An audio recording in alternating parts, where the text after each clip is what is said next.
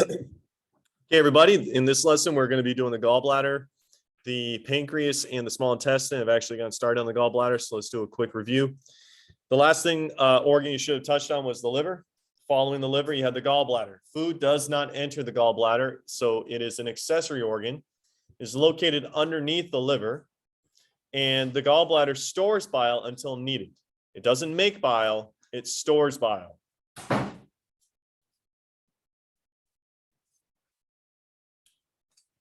And we were just saying that the gallbladder will release bile via the cystic duct. And so I'd like to show you an image of that. You have this exact image on your mastering, and I'll get to this a little later today. But here is the gallbladder right there.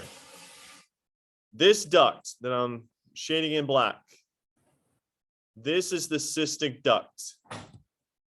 A couple of you said the hepatic duct. This is the hepatic duct right here. It comes from the liver. And then where both of them meet and travel all the way down to the small intestine and empty into the small intestine, that is the common bile duct. So once again, cystic duct, hepatic duct, common bile duct. On your mastering that's due this week, you have a diagram that is this exact diagram, except it's not labeled. You have to match the names with the different parts. All right, let's go back to where we were. Okay, and you all mentioned that bile breaks down fat. Now, there are some issues as to when bile is not doing what it should do. But in order to understand that issue, let's go to how things should be. There's a component of your bile called bile salts. Bile salts keep cholesterol dissolved.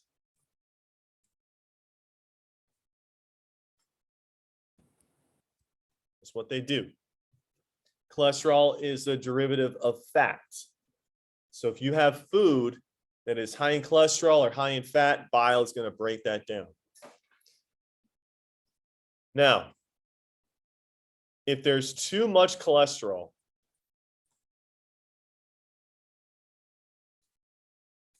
and you have too few bile salts,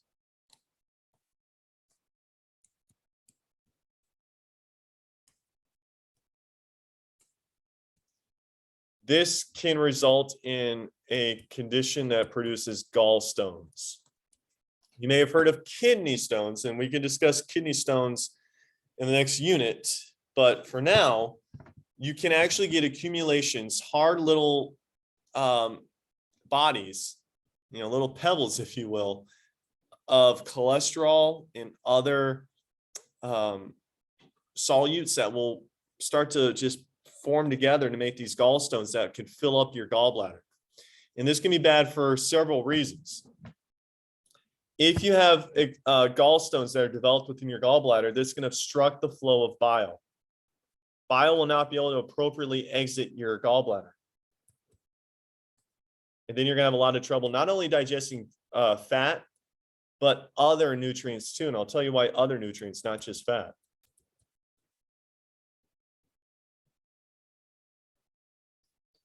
So gallstones can obstruct the flow of bile, kind of like how kidney stones can obstruct the flow of urine. And if you have the obstruction of bile impeded, the flow of bile impeded, this is because the bile duct blockage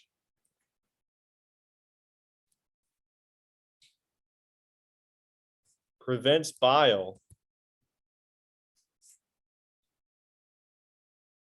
from entering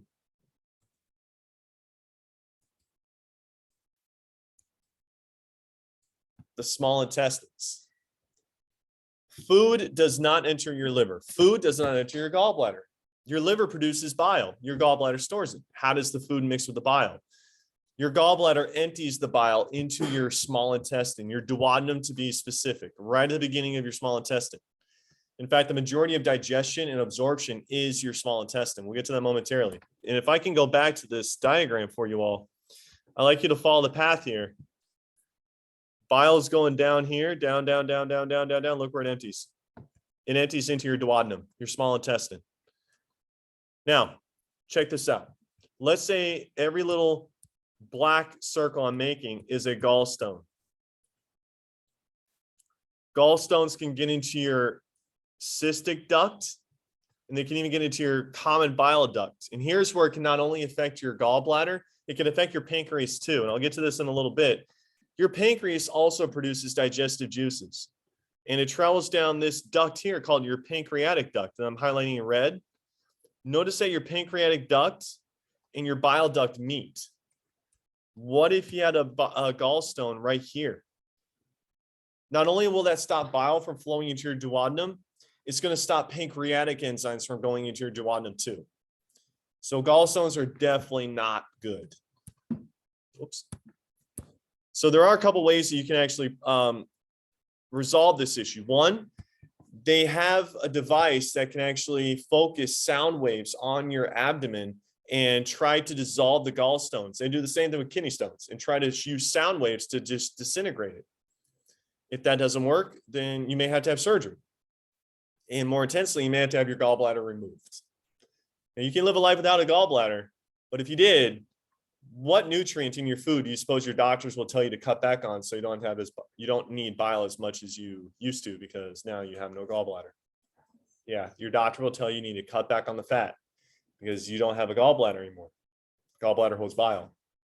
Bile breaks down fat. Take it easy on the fat. Okay, now there is one more condition I'd like to get to. Due to this blockage of gallstones, stopping bile from flowing, this bile can actually get into your blood. And it can actually get into your skin after your blood. So as a result, yellow pigments of bilirubin. Bilirubin gives bile its greenish yellow color. That can accumulate in the blood.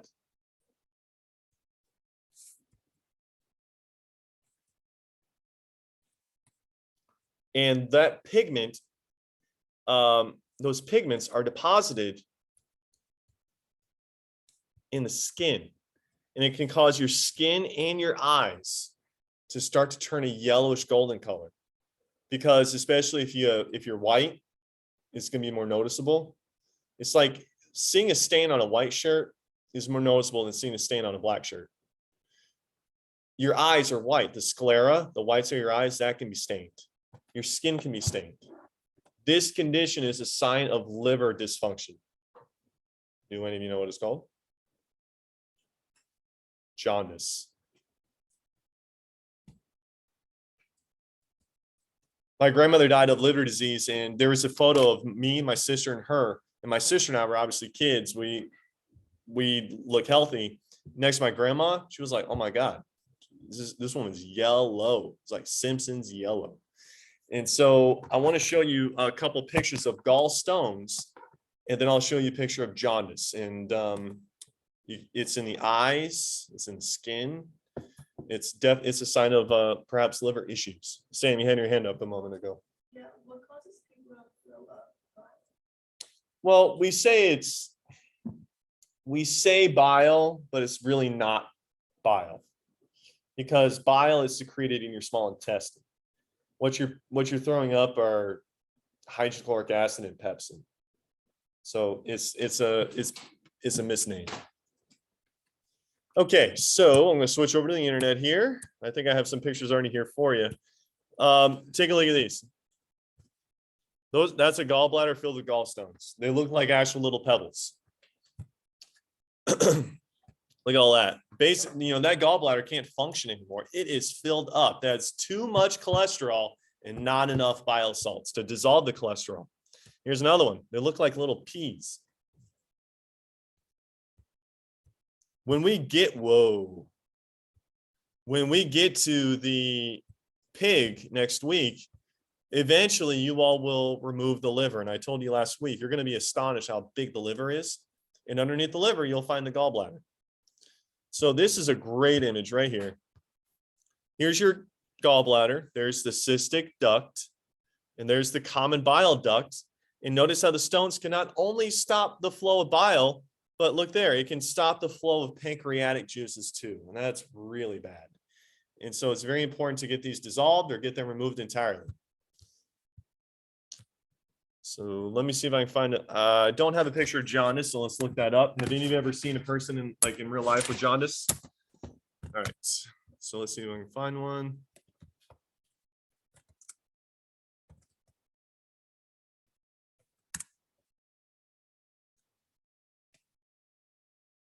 There you go.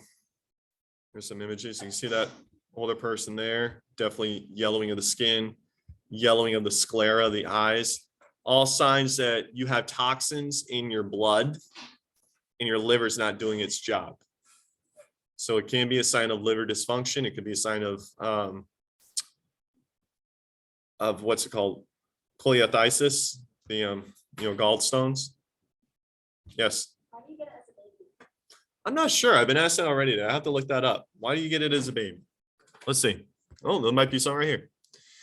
Newborn jaundice occurs when a baby has a high level of bilirubin in the blood.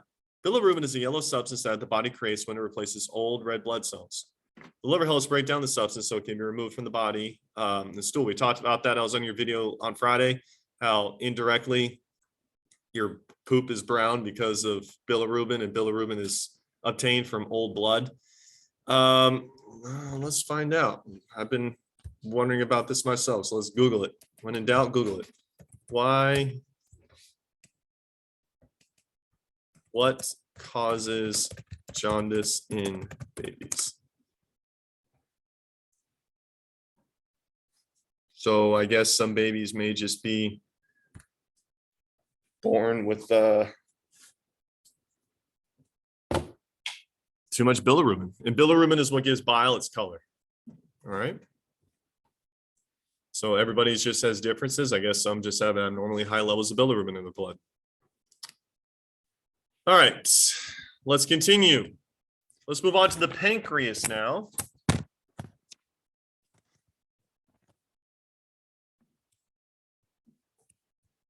I don't have too much to tell you about the pancreas. Does food enter the pancreas? No, it doesn't. So it is also considered an accessory organ.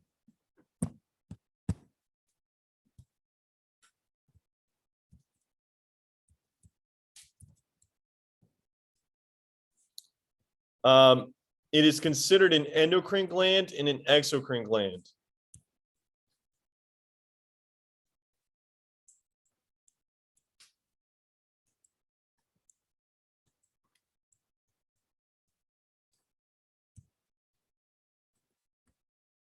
I like to talk about endocrine first. You guys have already been tested on the endocrine system. You've had the endocrine system. The endocrine system are hormones, glands, and the hormones that the glands produce. Where are hormones secreted into? Like, what does the name endocrine mean? Secreted in the blood.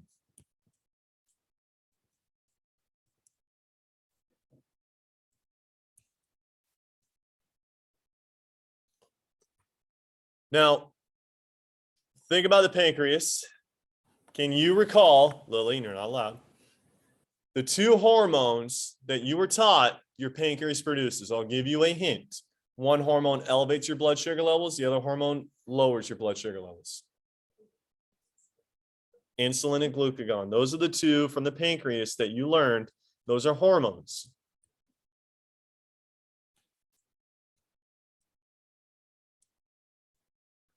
Those are secreted in your bloodstream.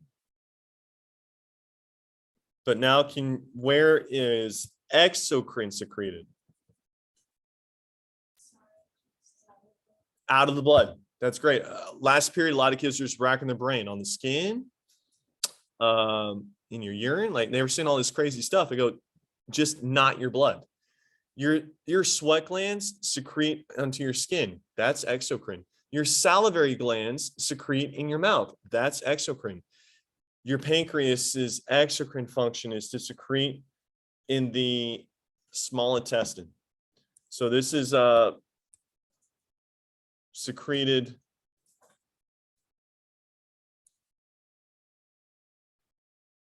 in regions not naming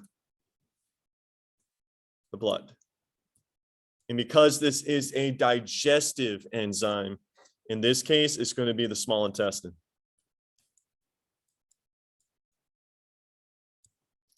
And the three hormones that you have to know are amylase, trypsin, and lipase, I believe. Those are the three hormones that your pancreas produces that you need to know. Amylase breaks down carbs, trypsin and lipase break down fat.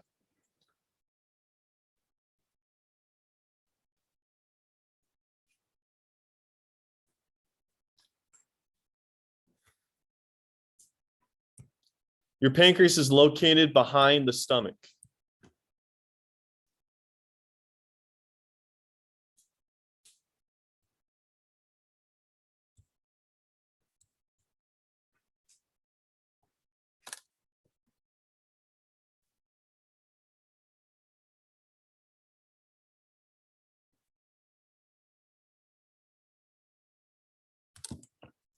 Unfortunately, when people have diseases of the pancreas like pancreatitis or pancreatic cancer, you don't know there's something wrong until it's too late.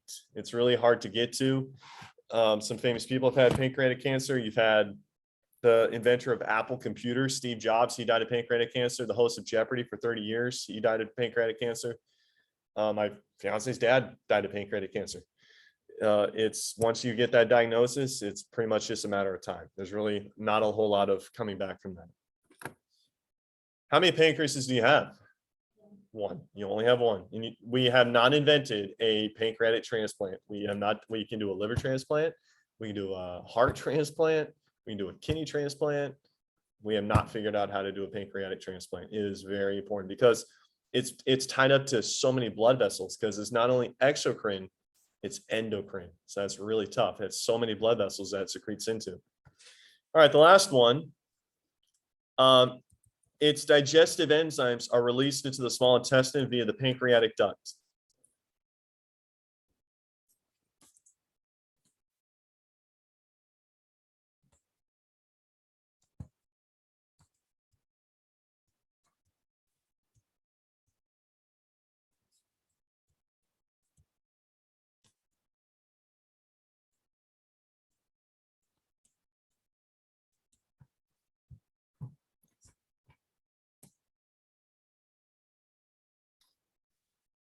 And I'll show you a picture of this, and I want to remind you that the picture that I just showed you with the liver and the pancreas and the duodenum is the exact image that's on your mastering. So let's go back to that real quick. You guys have a diagram just like this. It just asks you to label different parts. What is this entire organ here? That's your pancreas. This portion is called the tail of the pancreas. So what do you think this portion is called? The head of the pancreas. That's right. This is your pancreatic duct. And what is your pancreatic duct emptying into? The small intestine, the duodenum to be exact. That's about it for that. Okay. Let's finish off today's class with the small intestine. We have plenty of time. We have 17 minutes. Last part for today, small intestine. I don't want to be rushed for the large intestine. We'll do the large intestine next class. Okay. Your small intestine is the primary site or the primary organ of digestion and absorption. The majority of digestion and absorption takes place within your small intestine. Do you recall how long the small intestine can be? It can be up to 20 feet. It is the longest part of the alimentary canal.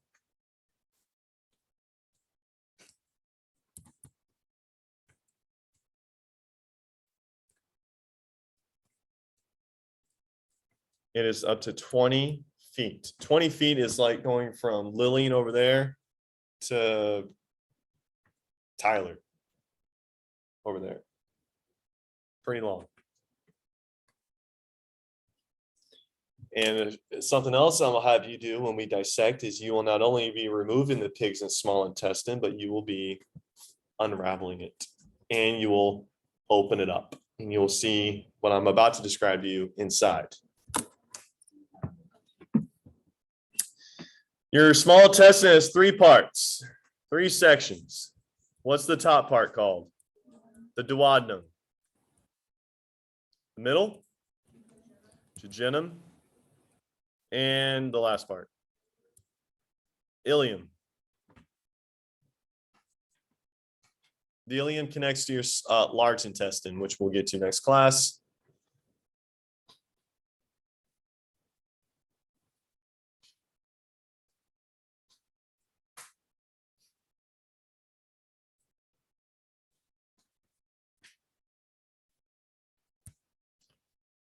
When you look at your quiz from last week, if I were to pull that image up for you. Okay. Let's make something very clear. This part here, just the very beginning, that's your duodenum. And then the majority of all this, that's going to be the jejunum. And then the very end of it, that connects to your large intestine, that's going to be the ileum. So the majority of your intestine is the jejunum.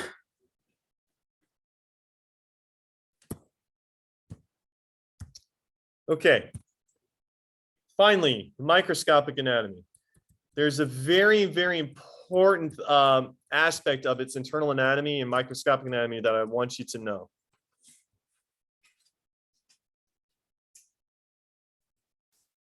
The small intestine has an incredible surface area, much bigger than the stomach.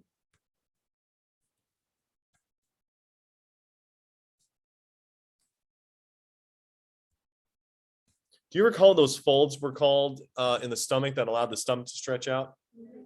Rugae. There's something kind of like that in the small intestine, but it's way, way, way bigger. Like it can cover far more space. And they're called villi and microvilli. So we're going to kind of do a little drawing here, and then I'll show you some actual pictures. But we have villi and microvilli. And the best way I can describe the villi to you is like a towel.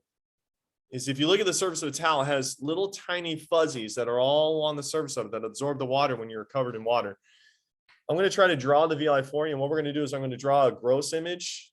By gross, I mean you don't need a microscope. Then we're going to zoom in. We're going to zoom in. We're going to zoom in. Okay. So I want you to draw a segment of the small intestine like this and just have it opened up, kind of like a pipe or a cylinder. But here on the inner lining, I want you to look at these little finger-like projections I'm drawing. You might think they look like teeth from a worm from Dune or something. But these are actually, what I'm drawing are villi.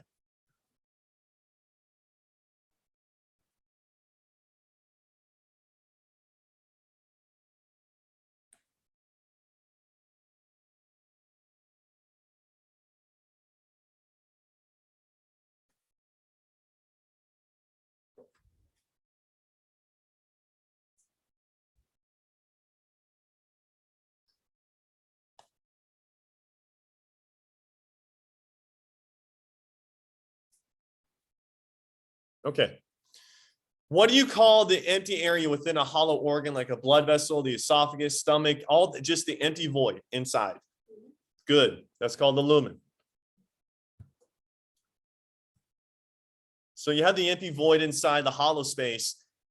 That's not what we're worried about. What I want to focus on is this. The stuff I'm coloring in blue.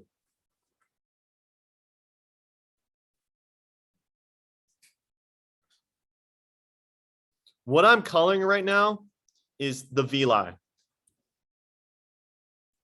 An individual villi or a projection is called a villus. So what I'm going to do is I'm going to zoom in on a couple of these, okay? We're going to zoom in right there. So let's go in even further.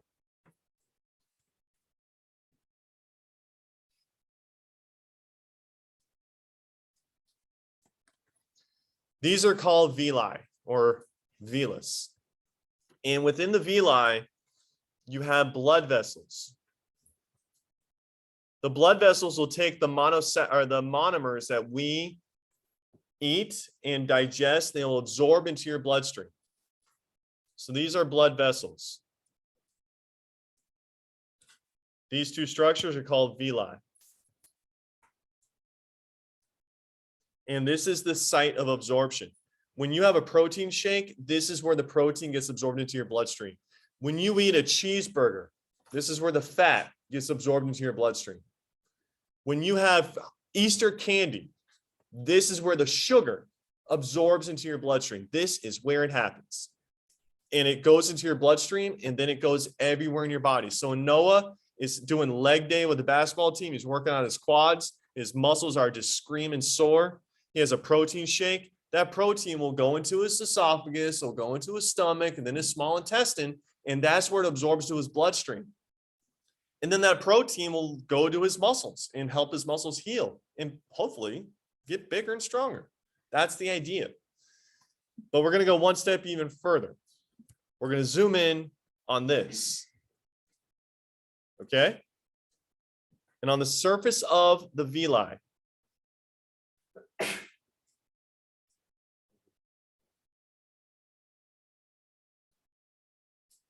there are smaller projections. These are called microvilli.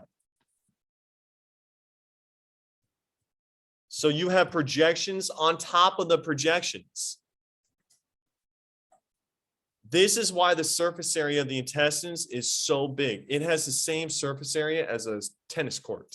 If you were to stretch it all out, all 20 feet of it, and all the villi and the microvilli combined would flatten out to be huge. It would rival the size of a tennis court.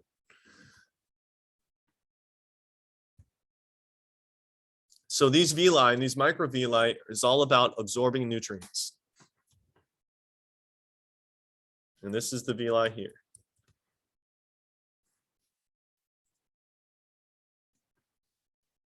So let me show you some pics and then we'll start to close it off, close it down. Okay. This, I think, is a really good image. And what I'm trying to show you. Check it out. Here's the small intestine. You zoom in, and this is what you see. You see the villi, and then on the surface of the villi are the microvilli. So you read the names of them. You have villi. You zoom in on the villi, you got the microvilli. There's the microvilli right here. So if you look at this image, this is one big projection. This finger, so to speak, that is a villus. But then on the surface of the villus, you have the microvilus or the microvilli. And that's where absorption happens. If you look inside, you have a vein, you have an artery. This is how all the food and the nutrients that you eat gets into your bloodstream. Okay. We will stop there.